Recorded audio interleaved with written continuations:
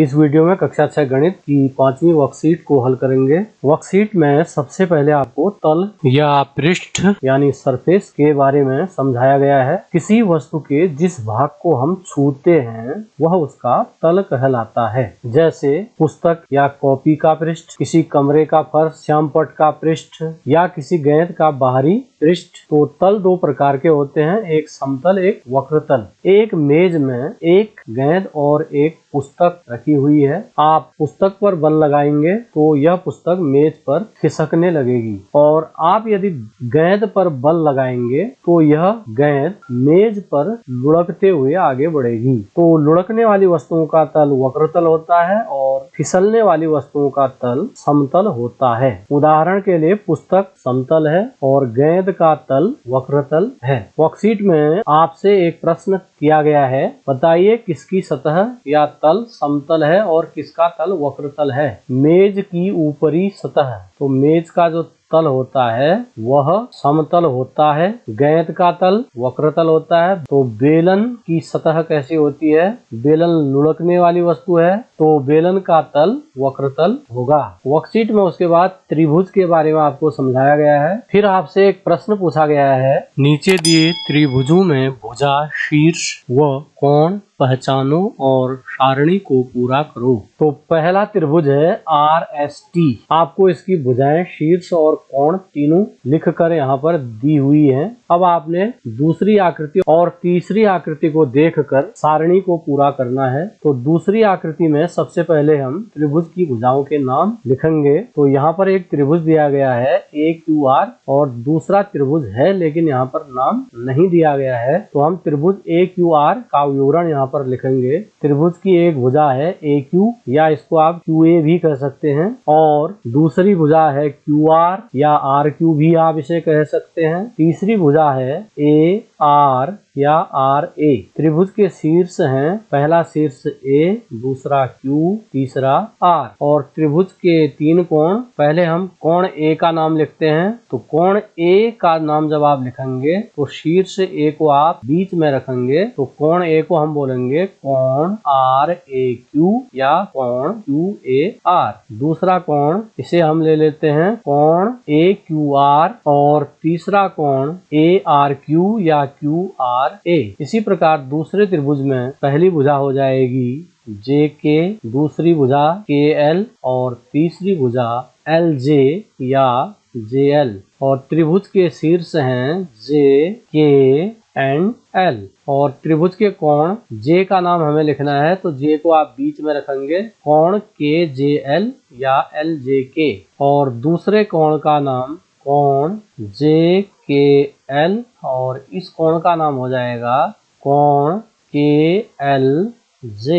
Worksheet में फिर आपको चतुर्भुज के बारे में समझाया गया है। तो यहाँ पर आपको मुख्य रूप से दो चतुर्भुज, आयत और वर्ग के बारे में समझना है। यहाँ आपको एक चतुर्भुज ABCD दिया गया है जिसमें चारों भुजाओं के नाम लिखे गए हैं, और चार शीर्ष में से दो शीर्ष आपको दिए गए हैं और दो शीर्षों के नाम आपने यहाँ पर लिखने हैं। तो एक शीर्ष A है, दूसरा B है, तीसरा C और चौथा D। तो तीसरे शीर्ष को हम C लिखेंगे, चौथे को D लिखेंगे। इसी प्रकार चार कोणों में से कोण A और कोण B के नाम यहाँ पर लिखे गए हैं। हमें कोण C का पूरा नाम लिखना है जिसे हम कोण BCD कहेंगे या DCB कहेंगे। चौथा कोण ADC या कोण CDA होगा। इसके बाद हमें एक आयत PQRS दिया गया है और यहाँ पर चार खाली स्थान आपको भरने हैं। यह AB और CD को आप काट लेंगे। इसके स्थान पर आप पहली भुजा का नाम PQ लिख लीजिएगा और दूसरी भुजा QR, तीसरी भुजा RS और चौथी भुजा का नाम SP लिखेंगे। इसी प्रकार हमें इस आयत के शीर्ष लिखने हैं। यहाँ पर A और B को आप काट लीजिएगा। A और B के स्थान पर P और Q हम इसे पढ़ेंगे और तीसरा शीर्ष R होगा, चौथा शीर्ष S होगा। इसी प्रकार चार कोणों के नाम हमें लिखने हैं। कोण P का नाम यहाँ पर लिखा गया है। अब हम Q, R और S के नाम लिखेंगे। कोण Q को हम कोण PQR या आर क्यू पी कहेंगे। कोण आर को कोण क्यू आर एस या एस आर क्यू कहेंगे और कोण एस को कोण आर एस पी या पी एस आर कहेंगे। फिर हमें एक वर्ग ABCD दिया गया है जिसका विवरण हमें नीचे भरना है। वर्ग की 4 भुजाएं AB और BC 2 भुजा दी गई है, तीसरी भुजा CD होगी और चौथी भुजा DA या AD होगी। 4 शीर्ष ABC और D 4 शीर्ष होंगे। 4 कोण, एक कोण होगा कोण A अर्थात कोण DAB, दूसरा कोण होगा कोण ABC, तीसरा कोण होगा कोण BCD और चौथा कोण होगा कोण CDA या ADC। फिर हमें यहाँ पर परिमाप के बारे में समझाया गया है। तो किसी भी आकृति का आपको परिमाप निकालना है तो उसकी सभी भुजाओं को आप जोड़ लेंगे तो उस आकृति का परिमाप ज्ञात हो जाएगा। प्रश्न, एक त्रिभुजाकार खेत PQR की भुजाएं 8, 12 और 10 हैं, उसका परिमाप ज्ञात करो। तो त्रिभुज का परिमाप बराबर पहली भुजा धन दूसरी भुजा धन तीसरी भुजा। पहली भुजा PQ की माप 8 मीटर है, QR की माप 12 मीटर है और PR की माप 10 मीटर है। इन तीनों को हम जोड़ेंगे तो यह 30 मीटर प्राप्त होगा। उसके बाद आपको प्रश्न दिया गया है, नीचे दी गई आकृतियों के परिमाप ज्ञात करो। त्रिभुज ABC का परिमाप तीनों भुजाओं का योग, तो AB 6 सेमी, BC 8 सेमी और CA 7 सेमी। इन तीनों को हम जोड़ेंगे तो हमें 21 सेमी त्रिभुज का परिमाप प्राप्त होगा। दूसरा प्रश्न है, आयताकार आकृति PQRS का परिमाप ज्ञात करो। आपको हिंट दिया गया है चारों भुजाओं का योग। तो भुजाएं हमारे पास हैं PQ, QR और RS और SP। PQ की माप है 5 metre, QR 8 metre, RS 5 metre, SP 8 metre. चारों भुजाओं को आप जोड़ लेंगे तो यह 26 मीटर प्राप्त होगा। प्रश्न 3, वर्गाकार आकृति की भुजा की माप देखेंगे, वह 12 सेमी है। तो आकृति का परिमाप हो जाएगा 12 को आप 4 बार जोड़ें अथवा 12 को आप 4 से गुणा कर लें। तो वर्ग के परिमाप का सूत्र हो जाएगा 4 गुणा भुजा। तो भुजा की जगह पर हम 12 लिखेंगे, 12 और 4 को गुणा करेंगे 48 सेमी आंसर प्राप्त होगा। फिर हमें वर्कशीट में प्रश्न दिया गया है, नीचे दिए गए चित्रों को ध्यान से देखिए। जो चित्र ज्यादा स्थान घेरता है उस पर सही का निशान लगाइए। 2 आयत आपको दिए गए हैं, ज्यादा जगह बड़ा वाला आयत घेरेगा तो इसे आपने सही का निशान लगाना है। इसी प्रकार 2 पत्तियों में ज्यादा स्थान घेरने वाली पत्ती बड़ी वाली पत्ती होगी। C में बड़े त्रिभुज पर आप सही का निशान लगाएंगे। इसी प्रकार D में बड़े वृत्त पर आप सही का निशान लगाएंगे। उसके बाद वर्कशीट में हमें अभ्यास प्रश्न करने हैं। नीचे दिए गए चित्रों में वर्ग की आकृति है, तो तीनों आकृतियों में से वर्ग की आकृति C है, तो विकल्प C पर आप सही का निशान लगाएंगे। दूसरा है 5 सेमी लंबाई और 4 सेमी चौड़ाई वाले आयत का परिमाप होगा। तो आयत की लंबाई 5 सेमी है, चौड़ाई 4 सेमी है। आप 5 और 4 को जोड़कर इसका 2 गुना कर लेंगे तो इसका परिमाप ज्ञात हो जाएगा। 5 और 4 9, 9 का 2 गुना 18, तो 18 सेमी यानी विकल्प B पर सही का निशान लगाएंगे। एक त्रिभुज की भुजाएं 6, 8 और 10 सेंटीमीटर हैं। त्रिभुज का परिमाप ज्ञात कीजिए। तो त्रिभुज का परिमाप ज्ञात करने के लिए हम तीनों भुजाओं को जोड़ लेंगे। 10, 8 और 6 को जोड़ने पर 24 सेंटीमीटर प्राप्त होगा, तो विकल्प A पर सही का निशान लगाएंगे। चौथा है 4 सेमी भुजा वाले वर्ग का परिमाप ज्ञात करो। वर्ग का परिमाप बराबर 4 गुणा भुजा, 4 और 4 को गुणा करेंगे 16 सेमी। विकल्प C पर सही का निशान लगाएंगे। एक आयत की लंबाई 25 सेमी, चौड़ाई 10 सेमी है। आयत का क्षेत्रफल ज्ञात करो। तो आयत का क्षेत्रफल बराबर लंबाई गुणा चौड़ाई, 25 और 10 को गुणा करेंगे 250 वर्ग सेमी। विकल्प B पर सही का निशान लगाएंगे। रिक्त स्थान भरो। कमरे के फर्श का तल, तो कमरे के फर्श का तल समतल होता है, तो यहाँ पर आप समतल लिखेंगे। क्षेत्रफल की इकाई को, तो क्षेत्रफल को हमेशा वर्ग सेमी, वर्ग मीटर इत्यादि में लिखते हैं। तो क्षेत्रफल की इकाई को वर्ग इकाई के रूप में लिखते हैं। वर्ग की चारों भुजाएं समान या बराबर होती हैं। गैंत का तल वक्र तल होता है। आयत की आमने सामने की भुजाओं की लंबाई यहाँ पर आपको भर के ही दिया है, बराबर होती है। छठा है त्रिभुज का परिमाप उसकी तीनों भुजाओं का योग होता है। प्रश्न 3 मिलान कीजिए। त्रिभुज का परिमाप तीनों भुजाओं का योग, आयत का परिमाप चारों भुजाओं का योग, वर्ग का परिमाप 4 गुणा भुजा, आयत का क्षेत्रफल लंबाई गुणा चौड़ाई, वर्ग का क्षेत्रफल भुजा गुणा भुजा, वर्ग का प्रत्येक कोण 90 अंश यानी समकोण होता है। प्रश्न 4 में आपको आकृति का परिमाप ज्ञात करना है। तो इस आकृति में हम चारों भुजाओं को जोड़ लेंगे। 25, BC है 10, फिर आपके पास अगली भुजा है 25, फिर चौथी भुजा है 10। चारों भुजाओं को हम जोड़ेंगे तो 70 सेमी हमें परिमाप प्राप्त होगा। आकृति 2 में त्रिभुज का परिमाप ज्ञात करना है। PQ की लंबाई है 4 सेमी, QR की 6 सेमी और RP की 3 सेमी। तीनों भुजाओं को आप जोड़ेंगे तो 13 सेमी आपको यह प्राप्त होगा। तीसरा है KLMN का परिमाप ज्ञात करना है।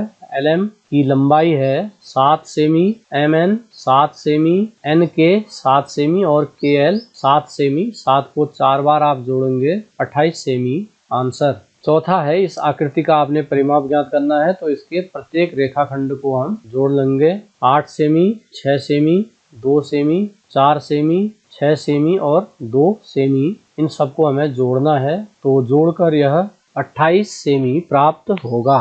प्रश्न 5 में हमें 4 सेमी भुजा का एक वर्ग दिया गया है और इस वर्ग को 1 सेमी लंबे और 1 सेमी चौड़े वर्गों में बांटा गया है। तो 1 सेमी लंबे और 1 सेमी चौड़े इसमें कुल 16 वर्ग बन रहे हैं। तो यहाँ पर समझाया गया है कि वर्गाकार खानों की संख्या 16 है तो वर्ग का क्षेत्रफल कितना होगा। तो वर्ग का क्षेत्रफल भी 16 वर्ग सेमी होगा। इसी प्रकार एक आयत हमें दिया गया है जिसकी लंबाई 4 सेमी और चौड़ाई 2 सेमी है और इसमें वर्गाकार खानों की कुल संख्या 8 है तो इसका क्षेत्रफल 8 वर्ग सेमी होगा। तीसरी आकृति में हमें 3 सेमी लंबे और 5 सेमी चौड़े आयत का क्षेत्रफल ज्ञात करना है। तो हम देखेंगे कि इनमें कुल कितने वर्गाकार खाने हैं। तो इनमें 15 वर्गाकार खाने होंगे तो आयत का क्षेत्रफल भी 15 वर्ग सेमी होगा। तो यहाँ पर हमें यह जानकारी प्राप्त हुई कि आयत की लंबाई और चौड़ाई के गुणनफल के बराबर उसमें वर्ग बनते हैं। जैसे 5 और 3 का हमारे पास आयत था, 5 गुणा 3 बराबर 15 होता है तो इसमें वर्गों की संख्या भी 15 ही है। अब यहाँ पर हमें सूत्र के आधार पर आयत का क्षेत्रफल ज्ञात करना है। आयत की लंबाई 15 सेमी है और चौड़ाई 10 सेमी है तो आयत का क्षेत्रफल होगा लंबाई गुणा चौड़ाई यानी 15 सेमी गुणा 10 सेमी। 15 और 10 को गुणा करेंगे 150 सेमी और सेमी को गुणा करेंगे वर्ग सेमी तो हमें इसका क्षेत्रफल 150 वर्ग सेमी प्राप्त होगा। प्रश्न 7 लकड़ी के वर्गाकार गुटके की लंबाई 12 सेमी है। गुटके का परिमाप बताइए। गुटके का परिमाप बराबर 4 गुणा भुजा यानी 4 गुणा 12 सेमी अर्थात 48 सेमी आंसर। प्रश्न 8 एक त्रिभुज का परिमाप ज्ञात कीजिए जिसकी भुजाएं 10, 14 और 15 सेमी हैं। तो त्रिभुज का परिमाप ज्ञात करने के लिए हम इसकी भुजाओं को जोड़ लेंगे। 10, 14 और 15 को जोड़ेंगे तो हमें 39 सेमी त्रिभुज का परिमाप प्राप्त होगा। प्रश्न 9 एक आयताकार मोबाइल फोन की ऊपरी सतह की लंबाई 14 सेमी, चौड़ाई 4 सेमी है। मोबाइल की ऊपरी सतह का परिमाप ज्ञात कीजिए। तो मोबाइल की ऊपरी सतह एक आयत के आकार की होगी तो आयत का परिमाप बराबर होता है चारों भुजाओं का योग अथवा 2 गुणा लंबाई धन चौड़ाई। तो हम लंबाई की जगह 14 लिखेंगे और चौड़ाई की जगह 8 लिखेंगे। अब हम 14 और 8 जोड़ेंगे तो 22 प्राप्त होगा। 22 और 2 को गुणा करेंगे 44 सेमी परिमाप ज्ञात होगा। मोबाइल की ऊपरी सतह का क्षेत्रफल ज्ञात कीजिए। क्षेत्रफल बराबर होता है लंबाई गुणा चौड़ाई और लंबाई हमारे पास है 14 सेमी, चौड़ाई है 8 सेमी। 14 और 8 को गुणा करेंगे 112 सेमी और सेमी को गुणा करेंगे वर्ग सेमी, तो 112 वर्ग सेमी इसका क्षेत्रफल आएगा। प्रश्न 10, सारणी को पूरा कीजिए। आयत की लंबाई 5, चौड़ाई 4। यहाँ पर आपको परिमाप और क्षेत्रफल ज्ञात करके दिया हुआ है। दूसरे में लंबाई 3 है, चौड़ाई 2 है। परिमाप आ जाएगा 2 गुणा लंबाई धन चौड़ाई, 3 और 2 को जोड़ेंगे 5, 2 गुणा 5 यानी 10 सेमी। इसी प्रकार क्षेत्रफल ज्ञात करने के लिए क्षेत्रफल बराबर होता है लंबाई गुणा चौड़ाई 3 सेमी गुणा 2 सेमी बराबर 6 वर्ग सेमी। 8 और 6 के लिए परिमाप आ जाएगा 2 गुणा 8 धन 6, 2 गुणा 8 में 6 जोड़ेंगे 14, 14 का 2 गुना 28 सेमी। इसी प्रकार यहाँ पर हमें क्षेत्रफल ज्ञात करना है लंबाई गुणा चौड़ाई। लंबाई हमारे पास है 8 सेमी और चौड़ाई है 6 सेमी, गुणा करेंगे तो 48 वर्ग सेमी। चौथा है 17 और 15। परिमाप हो जाएगा 2 गुणा लंबाई धन चौड़ाई, 2 गुणा 17 और 15 को जोड़ेंगे 32, 32 का 2 गुना 64 सेमी आंसर। क्षेत्रफल बराबर लंबाई गुणा चौड़ाई यानी 17 सेमी गुणा 15 सेमी, यह बराबर हो जाएगा 255 वर्ग सेमी। प्रश्न 11, उस वर्ग का क्षेत्रफल ज्ञात करो जिसकी भुजाएं 15 सेमी हैं। तो वर्ग का क्षेत्रफल बराबर होता है भुजा गुणा भुजा यानी 15 सेमी गुणा 15 सेमी बराबर 225 वर्ग सेमी आंसर। प्रश्न 12, निम्न सारणी को पूरा कीजिए।